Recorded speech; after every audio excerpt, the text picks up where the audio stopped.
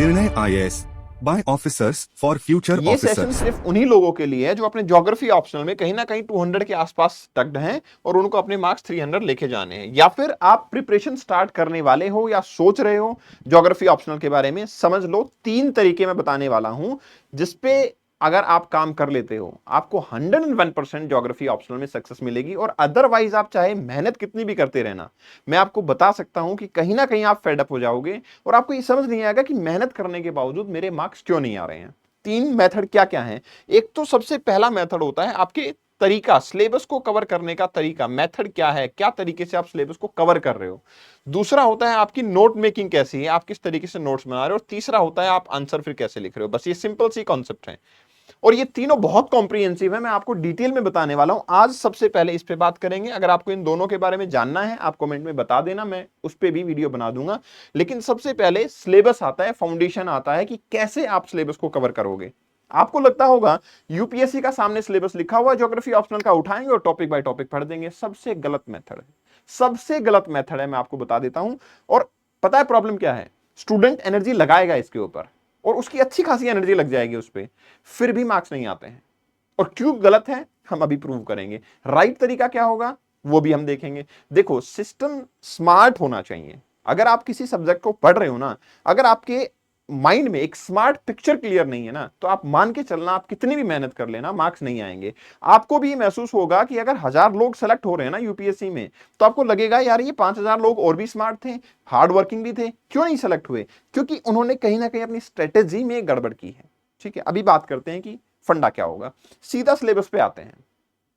सबसे बड़ी गलती क्या करोगे?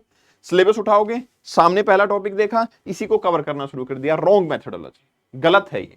क्या करना है? देखो, पेपर 1 और पेपर 2 दोनों को इंटर रिलेट करके पढ़ना है। क्या टॉपिक कहां इंटर रिलेट होगा वो भी मैं अभी बताने वाला हूं। ये पीडीएफ भी मैं आपको दे दूंगा और मैं आपको समझा भी दूंगा कि ये इंटर रिलेट होगा तो पढ़ना भी कैसे है, क्योंकि आपका पॉइंट ऑफ विजन उस हिसाब से होना चाहिए। I will briefly explain it. Seat सबसे पहले जियोमॉर्फोलॉजी। अगर आप सीधा लाइन से टॉपिक को पढ़ोगे ना, तो टॉपिक आपका स्टार्ट होगा बेसिकली लैंडफॉर्म डेवलपमेंट से। लेकिन लैंडफॉर्म डेवलपमेंट पहले आप नहीं पढ़ सकते, आपको सबसे पहले origin and evolution of earth crust पढ़ना पड़ेगा। ये सारे टॉपिक्स हैं और सब टॉपिक्स हैं। आपको सबसे पहले जियोमॉर्फोलॉजी में origin and evolution of earth crust पढ़ना पड़ेगा। जब ये टॉपिक पढ़ोगे तो आप इसके अंदर कुछ टॉपिक और पढ़ोगे, continental drift, isostasy, plates tectonic, recent view on mountain building and geosynclines. ठीक है ना? ये जब आपने पढ़े हैं ना टॉपिक, इन टॉपिक से आपको बेसिक ये नॉलेज हो जाएगी कि हमारे पास actually mountain ranges, plain area ये सब बनते कैसे हैं। जब आपके पास ये नॉलेज हो गई है, अब आपको करना क्या है? ये पार्ट, सिर्फ ये पार्ट जियोमॉर्फोलॉजी का कवर होने के बाद में आपको अपने पेपर 2 के ऊपर जाना है। और पेपर 2 के अंदर स्ट्रक्चर और रिलीफ का जो फीचर होता है ना, स्ट्रक्चर और रिलीफ के अंदर भी स्पेशली फिजियोग्राफी वाला पार्ट, और इसके अंदर भी स्ट्रक्चर और रिलीफ के अंदर आपको स्पेशली पढ़ना है हिमालयाज को और प्लेन एरिया को। ठीक है ना? मतलब आपके फिजियोग्राफी के हिमालयाज और प्लेन एरिया जो हैं वो सबसे पहले कवर होंगे और इसी के साथ कवर होंगे। Do you know why? क्योंकि आपने जनरल स्टडी में पढ़ा होगा हिमालयाज प्लेट टकराई, हिमालयाज बन गए। बस इतना सिंपल नहीं होता है। हिमालयाज कैसे राइज कर रहे हैं, आइसोस्टेसी का उसमें बहुत बड़ा रोल होता है। हमारे प्लेन एरिया कैसे बने हैं, जियो सिंक्लाइन का बहुत बड़ा रोल है उसके अंदर। तो आप अगर ये नॉलेज ले रहे हो, पेपर 1 का मतलब ही ये है कि इससे नॉलेज जो ली है उसको इंडिया पे इंप्लीमेंट करके देखो और फिर देखो कि आउटकम क्या है, आप कितना समझ पाए हो। तो सबसे पहले ये पार्ट जैसे ही कवर किया, इधर का हिमालयाज और प्लेन एरिया को आपने कवर किया। फिर आप दूसरा पार्ट जाते हो कि physical condition of earth interior. ठीक है ना? इंटीरियर के बारे में फिजिकल कंडीशंस पढ़ोगे और वो पढ़ने के लिए जियोमैग्नेटिज्म, वोल्केनिसिटी, सुनामी और अर्थक्वेक आपने कवर किया। अब यहां पे इंडिया के जो आपके स्ट्रक्चर ऑफ रिलीफ है और फिजियोग्राफिक रीजन है, उसमें आपको भी पता होगा अर्थक्वेक के बेसिस पे इंडिया को डिवाइड करते हैं 4 पार्ट में। ठीक है ना? आपको वो मैप एग्जैक्टली समझ आ जाएगा जब आपने ये पार्ट पढ़ा और इस नॉलेज को यहां पे आपने इंप्लीमेंट किया। ठीक है ना? ये आपको करना है। फिर उसके बाद में आपको टॉपिक पे जाना है फैक्टर कंट्रोलिंग लैंडफॉर्म डेवलपमेंट। ये लास्ट टॉपिक होना चाहिए आपका। ठीक है ना? ये वाला पार्ट पहले तो आपका जियोमॉर्फोलॉजी के सिलेबस को 3 सेगमेंट में डिवाइड करो। ऐसा मत करो कि सामने लिखा है ये पढ़ लिया, फिर ये पढ़ लिया, ये पढ़ लिया, टिक करते चले गए। No, divide it into 3 segment. पहले आपको पता होना चाहिए कि ब्रॉडर टर्म्स क्या हैं और कौन सा फैक्टर कहां इंटर रिलेट होता है, और वो इस तरीके से डिवीजन होगा। मैं आपके पूरे सिलेबस को इसी तरीके से पार्ट्स में डिवाइड करूंगा और इन पार्ट के हिसाब से हम कवर करेंगे। लास्ट में क्यों कवर कर रहे हैं? क्योंकि जब आप कोई लैंडफॉर्म बन जाता है ना, आपने वो समझ लिया कि कैसे बना है, उसकी स्ट्रेंथ के बारे में पता है, आपको पता है कि कौन सा लावा इरप्ट हुआ तो कौन सा लैंडफॉर्म बना था, कितने हार्डनेस है, कितनी स्टिफनेस है, कितना सॉफ्ट है। अब आपको ये पता लग जाएगा कि अगर आप एक्सोजेनिक फोर्सेस पे बात करोगे तो किस तरीके के लैंडफॉर्म को डेवलप करेंगे। आप एक्सोजेनिक फोर्सेस के बारे में बात करो, फिर जियोमॉर्फिक साइकिल के बारे में पढ़ो, चैनल मॉर्फोलॉजी पढ़ो, इरोजनल सरफेसेस को पढ़ो, लैंडफॉर्म डेवलपमेंट के बारे में पढ़ो। जब आपने ये पढ़ लिया है, अब इसके बाद में आपको आता है क्या समझना पड़ेगा, drainage system of India and watershed. आप सोचेंगे सर इसका इससे क्या रिलेशन है, मैं आपको समझाता हूं। देखो, आप इंडिया का मैप केयरफुली देखोगे अगर, तो आपको ये पता लगेगा कि इंडिया के मैप के अंदर यहां आउटसाइड कैलाश माउंटेन रेंजेस हैं। कैलाश माउंटेन रेंजेस हमारे लिए सोर्स होती हैं इंदस रिवर का भी, सतलुज रिवर का भी, और आपके ब्रह्मपुत्र रिवर का भी। अब ऐसा क्या हुआ होगा कि इंदस रिवर का फ्लो कहीं और हो रहा है, सतलुज रिवर का शिपकिला पास से हो रहा है, ब्रह्मपुत्र रिवर वहां पे जा रही है। आपको ऐसा नहीं लगता कि वहां की टोपोग्राफी कैसी है उसके ऊपर डिपेंड करेगा कि इस रिवर का फ्लो कहां से होगा। कैसे पता लगेगा काराकोरम, लद्दाख, जास्कर किन के बीच से हमारी इंदस रिवर जाएगी? टोपोग्राफी से पता लगेगा। ठीक है, अगर आपके दिमाग में इमेज नहीं बनेगी ना, तो सिटीज को रटने से आप खुद मानोगे कि सिटीज को रटने से नहीं होता है कि एक सिटी, एक कंट्री, एक रिवर है, इसके ऊपर ये सारी सिटी हैं। Is it possible to learn? क्या आप मानते हो कि एक रिवर पे कौन सी सिटी हैं रट्टा मार सकते हैं? या फिर आप ये मानते हो कि अगर आप मैप को देखो, आपने मैप को विजुलाइज कर लिया, अब आपको रिवर का पाथ बनाना है, अगर आपको इसकी फिजियोग्राफी पता है, आपको स्लोप पता है, तो आप नेचुरली पाथ बना पाएंगे और फिर आप आइडिया लगा लेंगे कि हाँ ये सिटी आसपास में यहां पे होगी। This is the method. तो आप जब ये कर लेते हो, फिर अपने ड्रेनेज सिस्टम के बारे में पढ़ो और यही तरीका होगा। ठीक है ना? अब आप जब क्लाइमेटोलॉजी पे जाओगे तो क्या करोगे? क्लाइमेटोलॉजी आपकी शुरू हो जाती है कि आपके स्टेबिलिटी, इंस्टेबिलिटी एंड ये वो। आपको सबसे पहले जो टॉपिक करना है वो कहीं बीच में जाके आपको मिलता है, सिलेबस में लिखा हुआ वेदर एंड क्लाइमेट। सबसे पहले यही टॉपिक करना है आपको। अगर आप पहले वाले टॉपिक को पहले करोगे ना, वो सीक्वेंस और क्रोनोलॉजी में नहीं है। इवन मैं रिक्वेस्ट करूंगा यूपीएससी से कि स्टूडेंट की एटलीस्ट इतनी मदद हो जाए कि आप क्रोनोलॉजी में, सीक्वेंस में सिलेबस को डाल दो प्लीज। अगर आप सीक्वेंस में सिलेबस को नहीं डालोगे ना, तो स्टूडेंट की हेल्प नहीं हो रही है। सच बता रहा हूं मैं, बहुत सारे स्टूडेंट पढ़ना शुरू करते हैं, आपके सिलेबस के हिसाब से करते हैं और फेड अप हो जाते हैं, क्योंकि बहुत मीनिंगलेस हो गया ना। मैंने पहले जेट स्ट्रीम लिखा है, बाद में एटमॉस्फेरिक प्रेशर लिखा है, अब मुझे कैसे समझ आएगा? तो मैंने आपके लिए क्लासिफाई कर दिया है। सबसे पहले क्लाइमेटोलॉजी में वेदर एंड क्लाइमेट पढ़ो। Once you are done with this, फिर आप जाओ और आप हीट बजट के बारे में पढ़ो, क्योंकि आपको ये पता होना चाहिए दुनिया में कोई भी फोर्स जो काम कर रहा है ना, वो हीट बजट के बेसिस पे कर रहा है। अर्थ के ऊपर जो भी फोर्सेस हैं, चाहे रिवर है, चाहे विंड है, चाहे ओशियंस है, सबसे बड़ी जो फोर्स है, एनर्जी है, वो कहां से आ रही है? हीट बजट से। आपने समझ लिया? हीट बजट के बाद आप टेम्परेचर को समझो और टेम्परेचर से इंटर रिलेट करो pressure system of the world को। वंस आपने समझ में आ गया कि भाई प्रेशर सिस्टम ये है, यहां हाई प्रेशर है, यहां लो प्रेशर है, इस तरीके से फ्लो देखने को मिलता है। अब आप मेच्योर इनफ हो चुके हो to understand planetary winds, atmospheric circulations, और उसके साथ फिर समझ आएगा मॉनसून और जेट स्ट्रीम्स। बस जब आपने इतना पार्ट कर लिया तो आप अपने पेपर 2 पे आओ। पेपर 2 पे जो आपका फिजिकल सेटिंग वाला पार्ट था, उसके अंदर एक टॉपिक लिखा हुआ है, क्या है? Mechanism of Indian monsoon and rainfall pattern. आप बताओ, अगर आपने इंडिया की मॉनसून को यहां पढ़ा है, तो क्या आपको ये टॉपिक अभी इमीडिएटली यहां पे नहीं करना चाहिए? दूसरा इंपॉर्टेंट चीज, जब आपने यहां पे जेट स्ट्रीम्स पढ़ लिए हैं और उसमें आपने सब ट्रॉपिकल जेट स्ट्रीम्स को भी पढ़ा होगा, तो उन सब ट्रॉपिकल जेट स्ट्रीम से ही हमारे पास क्या आते हैं? इंडिया के अंदर वेस्टर्न डिस्टर्बेंसेस आते हैं। यू मस्ट इंटर रिलेटेड, ये आपको इंटर रिलेट करना पड़ेगा। जब आपने ये टॉपिक कर लिए हैं, now you will be moving to the next topic, जिसमें हाइड्रोलॉजिकल साइकिल के बारे में आप बात कर रहे हो। ठीक है ना? जिसमें आप क्या कर रहे हो? Hydrological cycle. इसमें क्या होता है सर? इवेपोरेशन होता है, कंडेंसेशन होता है, क्लाउड फॉर्मेशन होती है, रेनफॉल होती है, साइक्लोन बनते हैं। ऐसा ही है। तो आप स्टेबिलिटी इंस्टेबिलिटी के बारे में जानोगे। पहले देखो कि स्टेबिलिटी क्या है, इंस्टेबिलिटी क्या है। बहुत सारे स्टूडेंट के मन में तो ये रहता है कि सर मॉनसून का मतलब ही तो बारिश होता है, तो यहां पढ़ लेंगे, बाद में पहले बारिश पढ़ चुके हैं। मॉनसून का मतलब रेनफॉल नहीं होता। Monsoon is only interrelated to the planetary winds वाला पार्ट, कि हमारे पास विंड का सर्कुलेशन कैसे हो रहा है। मॉनसून का रेनफॉल से कोई लेना देना नहीं है। फिलहाल तो यही बात है। फॉर्चुनेट इनफ कि इंडिया में मॉनसून जब हम बोलते हैं तो रेनफॉल भी आ जाता है, वो एक अलग रीजन है, उसको तब आइडेंटिफाई कर पाओगे जब आप स्टेबिलिटी और इंस्टेबिलिटी और सैचुरेशन के बारे में पढ़ोगे। फिर आप प्रेसिपिटेशन के टाइप्स पढ़ोगे, आप एयर मास, साइक्लोन, टेम्परेट और ट्रॉपिकल दोनों ये पढ़ोगे। जब इतना पार्ट आपका हो जाए तो आप एक बार फिर से इधर आना, और इस पार्ट के अंदर आपको क्या पढ़ना है, फिर ट्रॉपिकल साइक्लोन पढ़ने हैं, ठीक है ना। फिर आपको ट्रॉपिकल साइक्लोन पढ़ने हैं। ये पार्ट करने के बाद ट्रॉपिकल साइक्लोन पढ़ने हैं। जब आपने ट्रॉपिकल साइक्लोन पढ़ ली है तो फिर से आप यहां आओगे और आप क्या करोगे, कॉपिन्स क्लासिफिकेशन, थॉर्नवाइट क्लासिफिकेशन और आपका त्रिवार्था क्लासिफिकेशन। और जब आपने ये पढ़ा तो इसके बाद में आप इंडिया के क्लाइमेटिक रीजन्स के बारे में बात करोगे। इंडिया के क्लाइमेटिक रीजन्स, रेनफॉल पढ़ोगे तो फ्लड एंड ड्रोट आप पढ़ लोगे आसानी से। तो आप समझ रहे हो इससे फायदा क्या हो रहा है आपका। फायदा ये होता है कि आप जब ये टॉपिक पढ़ते हो ना तो आप अपनी नॉलेज को गेन करके पेपर 2 पे अप्लाई कर रहे होते हो, ठीक है ना। इससे क्या होता है, इससे होता यह है कि आपका पेपर 2 भी बड़ी फास्ट कवर हो रहा होता है।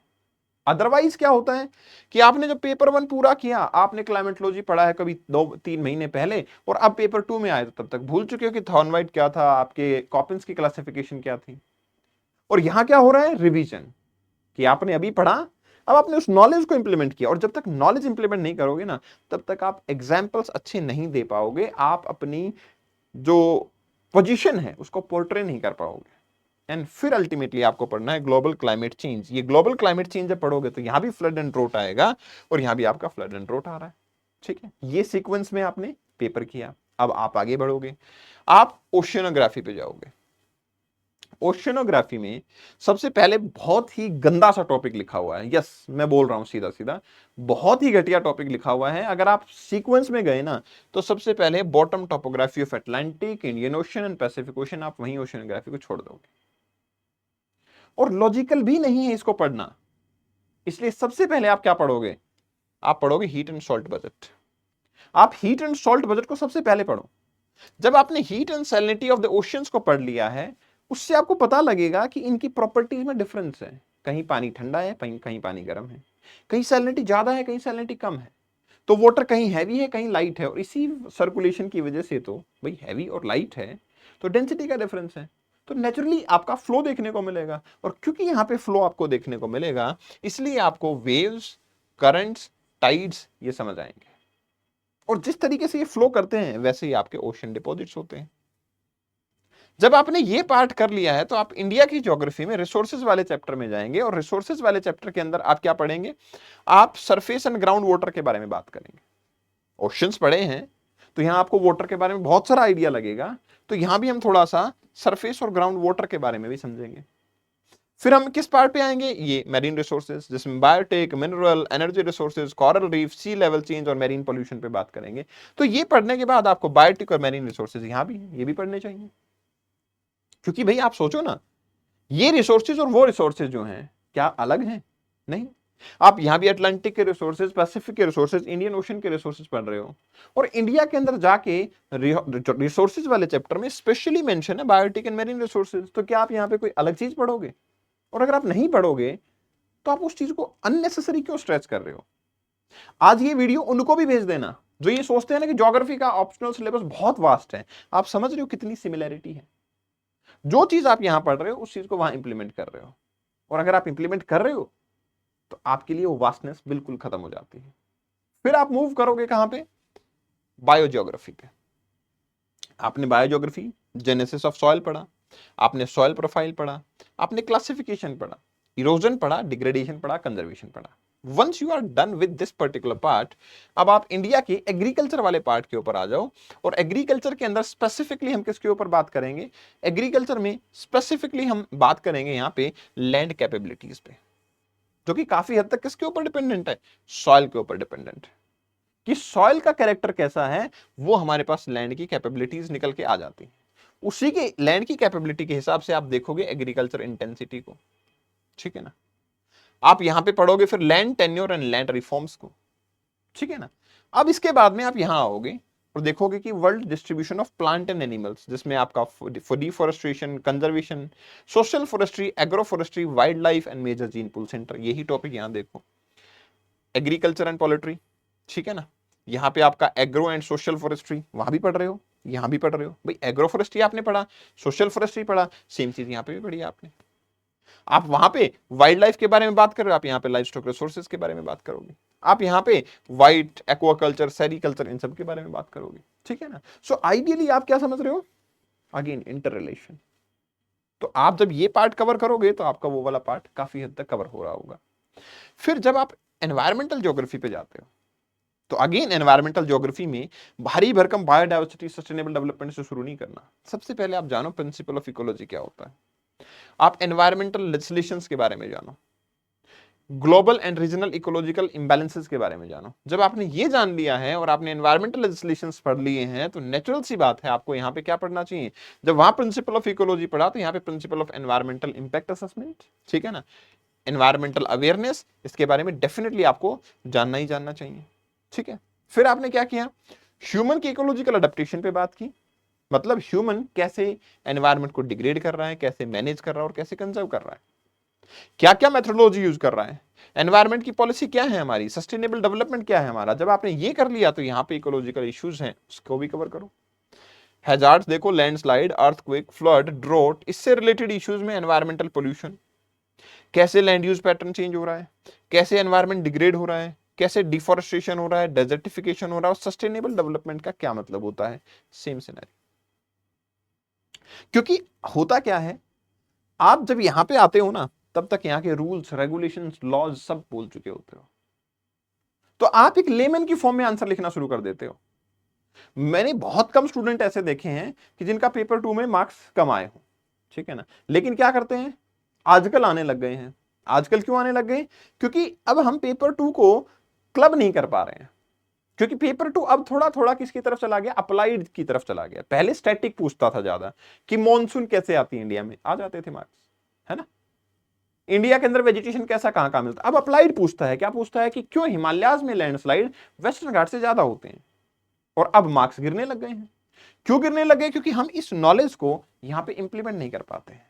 हम ये नहीं समझ पाते हैं कि जियोलॉजिकली देखा जाए तो हिमालयाज अभी यंग हैं, उनके अंदर उतना डेंस वेजिटेशन नहीं है, आपके ये ओल्ड हैं, और ओल्ड हैं तो ये सेट हो चुके हैं, वेजिटेशन बहुत स्ट्रांग है। दूसरा, आप पढ़ते तो हो न्यूज, कस्तूरी रंगन कमेटी, है ना, गढ़गिल कमेटी, किसके लिए बनी, वेस्टर्न घाट्स के लिए, क्या हिमालयाज के लिए बनी, नहीं। तो मतलब ह्यूमन एनक्रोचमेंट हिमालयाज में ज्यादा है, इधर की तरफ कम है, तो नेचुरली लैंडस्लाइड ज्यादा होगा। दूसरी चीज, रेनफॉल पैटर्न, आप समझो उसको, भाई वहां पे एकदम से ब्लास्ट होता है, क्लाउड ब्रस्ट होता है, रेनफॉल एकदम से आती है हिमालयाज में, यहाँ क्लाउड ब्रस्ट नहीं होता, यहाँ रेनफॉल होती है लेकिन बड़े ही डिस्ट्रीब्यूटेड रेनफॉल है जो कि वेजिटेशन के लिए बेनिफिशियल है। तो नेचुरल सी बात है, प्रॉब्लम हुई ना, और सॉल्यूशन आपको समझ आए। ये तब आएंगे जब आप ये चीजें इंटर रिलेट कर पाओगे, वरना दूर दूर तक ध्यान नहीं आएगा आपको कि कस्तूरी रंगन कमेटी को रीजन बता सकता हूं कि ह्यूमन एनक्रोचमेंट नहीं हो रहा है, जस्टिफाई करना पड़ता है, और वो तभी कर पाओगे जब आप इंटर रिलेट करोगे। Then what it comes to economical geography. Economical geography जब आप वहां पढ़ रहे हो तो industry, resources, transport and trade, ये सब यहां भी पढ़ोगे। कैसे पढ़ोगे, देखो, आपने इकोनॉमिक ज्योग्राफी पढ़ा तो सबसे पहले हम क्या करते हैं, वर्ल्ड के इकोनॉमिक डेवलपमेंट पे बात कर रहे हैं, हम मेजरमेंट्स देख रहे हैं, प्रॉब्लम्स देख रहे हैं, फिर हम रिसोर्सेज की, उनकी डिस्ट्रीब्यूशन की, एनर्जी क्राइसिस की, लिमिट टू ग्रोथ की, इन सब पे बात करते हैं। और जब आप ये डिस्कशन कर लेते हो, ठीक है ना, जब आपने इन रिसोर्सेज को पढ़ लिया तो फिर इसमें एक और पार्ट भी आ जाता है जिसमें वर्ल्ड की एग्रीकल्चर के बारे में पढ़ते हो, ये भी रिसोर्स है, जिसमें आप एग्रीकल्चर रीजन्स, एग्रीकल्चर प्रोडक्टिविटी, आपका food and nutrition problem, food security, famine, causes, effect. अब यही चीज आप यहाँ पे रिसोर्सेज के अंदर क्या पढ़ोगे, आपने एनर्जी, मिनरल्स और एनर्जी क्राइसिस के बारे में वहां पे भी बात की, तो यहाँ भी भाई यहाँ एनर्जी क्राइसिस अगर आप पढ़ोगे तो एनर्जी क्राइसिस आप यहाँ भी पढ़ोगे, ठीक है। यहाँ के जो रिसोर्सेज हैं, जैसे ग्राउंड वाटर रिसोर्सेज आप पहले पढ़ चुके हो, लेकिन मिनरल रिसोर्सेज के बारे में बात करोगे। जब यहां पे आप बात कर रहे हो कि सर इकोनॉमिकल डेवलपमेंट कैसे होगा वर्ल्ड का, रिसोर्सेज का डिस्ट्रीब्यूशन कैसे होगा, तो यहां पे आप समझोगे कि इंडस्ट्रीज कहां से आएंगी, कॉटन, जूट, टेक्सटाइल की इंडस्ट्री कहां होंगी। जब यहां आप वर्ल्ड की इंडस्ट्रीज के बारे में बात करोगे तो यहां भी इंडस्ट्री कवर करोगे, ठीक है ना। अब इंडस्ट्री के अंदर आपने ट्रेड पैटर्न पे बात की है, तो ट्रेड पैटर्न तो यहां भी है कि हमारे पास पोर्ट की इंपॉर्टेंस क्या है, फॉरेन ट्रेड क्या है, बैलेंस ऑफ ट्रेड क्या होता है, ट्रेड पॉलिसी क्या होती है, एक्सपोर्ट प्रोसेसिंग जोन्स क्या होते हैं। इससे फायदा यह भी होता है कि आपको यहां समझ आता है कि वर्ल्ड में ट्रेड कैसे चल रहा है, तो आपको इंडिया में भी समझ आता है। आपको पता लगता है कि अगर यूएस डेवलप है क्योंकि उसके दोनों साइड पे ओशियन है, तो उसके पास पोर्ट है, और पोर्ट है तो ग्रोथ है। एक्सपोर्ट कर सकते हैं हम। लेकिन यही चीज फिर आप इंडिया पे इंप्लीमेंट करोगे तब ये देखोगे कि नेचुरल सी बात है, इंडिया का भी सदर्न पार्ट जो है वो रिच है, पर कैपिटा इनकम अच्छा है, केरला के पैरामीटर्स अच्छे हैं। क्यों है? इंटर रिलेट हो रहा है। This is the way by which you will be studying geography. अगर आप इंटर रिलेट नहीं कर पा रहे हो, अगर आपका माइंड ओपन नहीं हो पा रहा है, तो फिर उस ऑप्शनल को आप पढ़ते रहोगे, मार्क्स नहीं आ पाएंगे और आप लेटर ऑन फेड अप हो जाते हो। अब एक इंपॉर्टेंट पार्ट आता है भाई, population and settlement geography. Population population and settlement geography, growth and distribution of world geography, demographic attribute, इसको सीधा पढ़ लो। ठीक है, जब आपने ये पढ़ा, जिसमें आपने अर्बन सेटलमेंट पढ़ा, अर्बन मॉर्फोलॉजी के बारे में पढ़ोगे, है ना, urban settlement, urban morphology, rank size rule, urban sprawls, urban fringe, satellite towns, urbanization, और यही प्रॉब्लम फिर आप सेटलमेंट में यहां पढ़ोगे। पॉपुलेशन सेटलमेंट ही तो है, इंडिया के अंदर कोई अलग से पॉपुलेशन आ जाएगी, कोई अलग से सेटलमेंट होगी क्या? अर्बनाइजेशन यहां हो रहा है तो क्या हमारे पास रूरल और अर्बन सेटलमेंट नहीं होगी क्या? इंडिया यहां की मॉर्फोलॉजी देख रहे हैं, इंडियन सिटीज की मॉर्फोलॉजी नहीं देखेंगे क्या? यहां पे हम देख रहे हैं अर्बन स्प्रॉल कैसे हो रहा है, तो क्या यहां नहीं पढ़ेंगे? यहां पे अर्बनाइजेशन की प्रॉब्लम को देख रहे हैं, तो क्या यहां स्लम और आपकी एसोसिएटेड प्रॉब्लम नहीं देखेंगे? यहां पे हम अर्बन एरिया को कैसे प्लान कर रहे हैं, तो वो प्लानिंग हम यहां पे नहीं करेंगे क्या? How it is different. और इवन आपको ये पता लगेगा कि जैसे देखो यहां पे क्या पता लगेगा आपको कि भाई पॉपुलेशन सेटलमेंट कैसे हो रहा है, डेवलपमेंट कैसे हो रही है, प्रॉब्लम्स कैसे सॉल्व करते हैं। तो आपको इनमें केस स्टडीज में पता लगेगा कि यूएस की गवर्नमेंट ने वोटर को एफिशिएंटली मैनेज करने के लिए आपकी म्युनिसिपल कॉर्पोरेशंस को, पंचायती राज इंस्टीट्यूशंस को वोटर राइट दे दिए। अब आप यहां पे आओगे जब और इंडिया की रूरल सेटलमेंट पे बात करोगे तो आप देखोगे इंडिया में तो वोटर क्राइसिस हो रहे हैं, मैनेज नहीं कर पा रहे हैं हम। एक तो एस्पेक्ट ये बनता है कि इंडिया के अंदर हमारे पास वोटर रिसोर्सेज हैं ही कम, 4% हमारे पास अगर वोटर रिसोर्सेज इंडिया के पास में होंगे तो अल्टीमेटली हमारे पास 18% पॉपुलेशन है, इनइक्वलिटी है, मैंने मान लिया। लेकिन हमारे वोटर जो राइट्स है वो है किसके पास में? स्टेट गवर्नमेंट के पास में। आप मान के चलो कि आपके पास में 1000 हेक्टेयर लैंड है, ठीक है ना, और यहां पे स्टेट गवर्नमेंट ने कैनाल बना दिया, क्या 1000 हेक्टेयर इससे सर्व हो गया? नहीं हुआ। कौन लोकल नीड को समझेगा? पंचायती राज इंस्टीट्यूशन समझेंगे। आपको इन रिफॉर्म्स को यहां पे देखा, उसको यहां इंप्लीमेंट करना है, यहां को समझना है आपको कि देखो ये प्रॉब्लम अगर यहां सॉल्व हो रही है तो इंडिया में भी इसी तरीके से सॉल्व होगी। This is the process, this is the way. और ये कैसे समझ पाओगे? जब आप ये टॉपिक पढ़ते ही ये टॉपिक पढ़ोगे, आप इंटर रिलेट करोगे, आप रिवाइज करते हुए ये स्ट्रेटेजी को फॉलो करोगे। अदरवाइज तो आप यहां पढ़ोगे उस तक जाओगे, भूल जाओगे, और once it is gone out of the mind, मतलब चला गया। और ये बहुत पक्का करना पड़ता है हमें, क्योंकि आप एक चीज सोचो, मैं आपको एक चैलेंज देता हूं आज कि भाई आप किसी भी टॉपिक पे उठा के, किसी भी women empowerment, how the life is into the colleges, ये कोई भी टॉपिक उठा के 250 वर्ड लिखना 8 मिनट में, लिखने की कोशिश करना, ठीक है, कोई भी जनरल सा टॉपिक, आपको उसमें भी बहुत बड़ा चैलेंज आएगा, ठीक है ना। और आप सोच रहे हो कि डिफरेंट डिफरेंट क्वेश्चंस, 20 क्वेश्चन, और मैं लगातार लिखता चला जाऊंगा, 4000 वर्ड लिखूंगा मैं 3 घंटे में, उसका मतलब है 8 से 9 मिनट मिलेंगे मुझे। तो यार देखो, टॉपिक को प्रैक्टिस करोगे जब जितना ज्यादा, आपके माइंड में जितनी ज्यादा क्लैरिटी होगी, जितना हौच पौच हो गया ना सिस्टम, तो फिर बात नहीं बनेगी। तो आप चाहे सेल्फ स्टडी कर रहे हो, चाहे आप ज्योग्राफी कहीं से प्रिपेयर कर रहे हो, चाहे आप मेरे साथ पढ़ते हो, कैसे भी पढ़ते हो, लेकिन 3 मेथड, 3 चीजों पे ध्यान रखना है। सिलेबस ऐसे कवर करना है। दूसरा, नेक्स्ट वीडियो में if you need I will tell you, do let me know कि नोट्स बनाने हैं कैसे। अगर आपको दिक्कत आ रही है नोट्स कैसे बनाने हैं, तो नोट्स के लिए भी effectively I will bring the video, and then ultimately कि आंसर कैसे लिखना होता है, ये भी बहुत एक्सट्रीम इंपॉर्टेंट है। ठीक है, चलिए अब आगे बढ़ते हैं। आपने पेपर 1 में रीजनल प्लानिंग पढ़ा, जिसमें आपने कॉन्सेप्ट ऑफ रीजन्स पढ़ा, आपने रीजनलाइजेशन पढ़ा, आपने ग्रोथ सेंटर, आपने ग्रोथ इम्बैलेंसेस के बारे में बात की, आपने डेवलपमेंट स्ट्रेटेजी इश्यू, सब कुछ सस्टेनेबल देखा। अब देखो रीजनल डेवलपमेंट एंड प्लानिंग, भाई टॉपिक ही सेम है। वहां जो आप देख रहे हो रीजनलाइजेशन ग्रोथ, यहां पे भी हम पंचायती राज, उनके डिसेंट्रलाइजेशन, हमारी 5 ईयर प्लानिंग, हमारा वाटरशेड मैनेजमेंट, ड्रॉट एरिया में कैसे मैनेज करेंगे, मल्टी लेवल प्लानिंग हमारे पास कैसे होती है, अगेन द इंटर रिलेशन।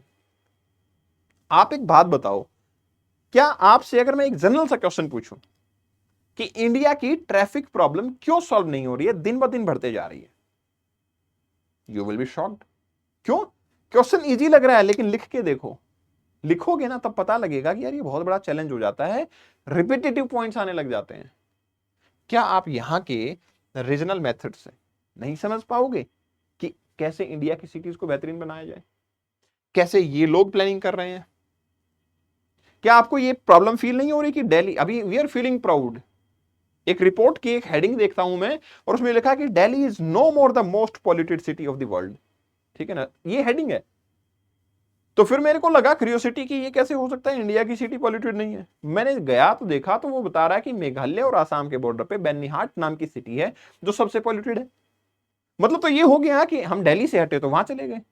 तो कुछ ना कुछ ऐसा है ना भाई, दुनिया भर में इंडस्ट्रीज हैं, हमारी इंडस्ट्री ऐसी तो इंडिया में है नहीं कि हम India top most industrial region बन गया है और इतनी बड़ी इकोनॉमी है कि सब कुछ हम ही प्रोड्यूस कर रहे हैं, हम सारी चीजें इंपोर्ट कर रहे हैं, उसके बावजूद हमारी इंडस्ट्रियल पोल्यूशन इतना ज्यादा। तो वो प्रॉब्लम यहां पे है, ये जो मैनेज कर रहे हैं वो आप यहां मैनेज नहीं कर पा रहे हो।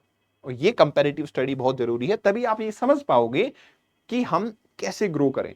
नहीं तो आप एक लेमैन की टर्म में आंसर देते रहोगे जो आपने देखे, ओड-इवन लगा दो, ओड-इवन लगा दो, आप ये बोलोगे कि इंडस्ट्री को बाहर निकाल दो, ठीक है। बट जेन्युइन सॉल्यूशंस क्या हो सकते हैं, when you will understand this along with this, then only you will be able to tell. फिर क्या आता है, model theories and laws in human geography. देखो अब टॉपिक जो बचे हैं ना, पेपर 1 में भी कुछ टॉपिक बचे हैं, पेपर 2 में भी कुछ टॉपिक बचे हैं।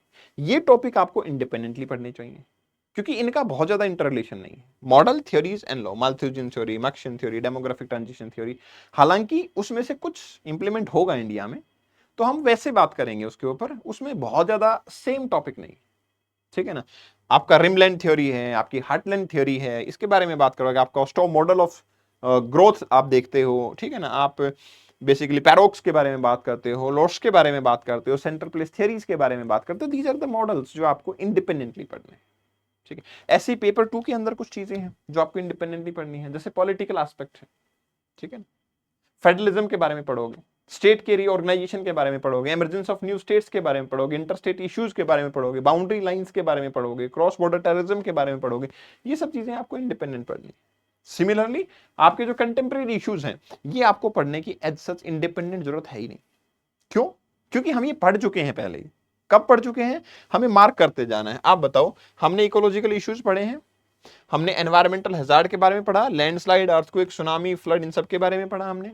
हमने ये भी पढ़ा कि एनवायरमेंट के अंदर पोल्यूशन कैसे हो रहा है, उसको कैसे मैनेज कर सकते हैं। हमने ये भी पढ़ा कि आपका बेसिकली फूड सिक्योरिटी कैसे मैनेज की जा सकती है। हमने फॉरेस्ट डिग्रेडेशन, डिफॉरेस्टेशन की पॉलिसीज पे पढ़ा। हमने रीजनल डिस्पैरिटीज के बारे में बात की जब हम प्लानिंग के ऊपर बात कर रहे थे। तो ये मेथोडोलॉजी अगर आप फॉलो करते हो तो आप कॉम्प्रिहेंसिव सिलेबस को कवर करोगे। कॉम्प्रिहेंसिव सिलेबस तो कवर कर लोगे, आपकी इमेज इंप्रिंट हो जाएगी, आपकी इमेज इंप्रिंट हो जाएगी और आप उसको एग्जैक्टली रेप्लिकेट कर पाओगे अपने आंसर राइटिंग के अंदर। लेकिन आंसर राइटिंग पे जाने से पहले आपको यह समझना पड़ेगा कि नोट्स कैसे बनाने होते हैं। अगर आप ये सोच रहे हो ना कि बल्कि बुक्स लेके आएंगे, बहुत सारी बुक्स पढ़ लूंगा, नहीं होगा। क्योंकि हमें ऐसा नहीं है कि, मैं ये नहीं कह रहा कि भाई नॉलेज गेन नहीं होगी, आप बहुत कुछ जान जाओगे, लेकिन आपको एक चीज समझनी है, आपको ज्योग्राफर नहीं बनना। आपको बनना है कि मेरे एग्जाम में क्वेश्चन आया, मेरे पास 250 वर्ड्स हैं, तो मैं इन्हीं को रिपीट करता रहूं। कैसे करूं, किस तरीके से करूं, उसके लिए एक शूज, एक आपको, आप मान लो कि एक एनवेलप बनेगा, ठीक है। जैसे जैसे वो होता है ना, घड़ा बनाने वाला, मूर्ति बनाने वाला, एक साँचा बना के रखता है। आपको साँचा बनाना पड़ेगा, उस साँचे में चीजें डालो और बस आंसर निकलेगा। बस यही प्रोसेस फॉलो होगा और उसके लिए वो साँचा बनाना ही क्या है, नोट्स बनाना। अब आप समझ सकते हो कि नोट्स बनाना कितना इंपॉर्टेंट है। क्योंकि अगर मिट्टी की कोई आकृति बनानी है तो how much important it is कि साँचा सही होना चाहिए। नॉलेज है कि मूर्ति बनानी है, कैसे बनेगी, मिट्टी को भिगो के उसको अच्छे से रोंद के, है ना, और फिर हम उसको बना देंगे, हस्तकला होगी। लेकिन इंपॉर्टेंट क्या है, साँचा इंपॉर्टेंट है। बस वो साँचा आपका नोट्स है। अगर आपके नोट्स गलत हैं तो फिर गड़बड़ है। तो अगर आप शेयर करना चाहते हो शेयर कर दो, ठीक है ना, कि ये नोट्स ऐसे हैं। इफ यू वांट कि सर एक सेशन ले ही लो, आधे घंटा लगेगा, 1 घंटा लगेगा, लेकिन आप बता दो कि देखो ये टॉपिक है तो ऐसे नोट्स बनाने चाहिए। तो do let me no in the comment section, I will definitely share the strategy. और फिर आंसर राइटिंग पे भी हम बात करेंगे। आप यहां मुझसे जुड़ सकते हैं, कपिल भारद्वाज, ज्योग्राफी बाय कपिल भारद्वाज। यहाँ पे ये पीडीएफ भी मैं डाल दूंगा आपको। कपिल से geography is my insta handle, you can message me over there, ठीक है ना। So that is all. Okay, thank you very much and best wishes. Anything else you want, any kind of help in geography optional, do let me know. Even on WhatsApp you can connect with me. ठीक है ना? 8800535133. ठीक है, you can message me. Thank you very much and best wishes. See you in the next session. और अगर आपको कोई और हेल्प भी चाहिए, do let me know in the comment section.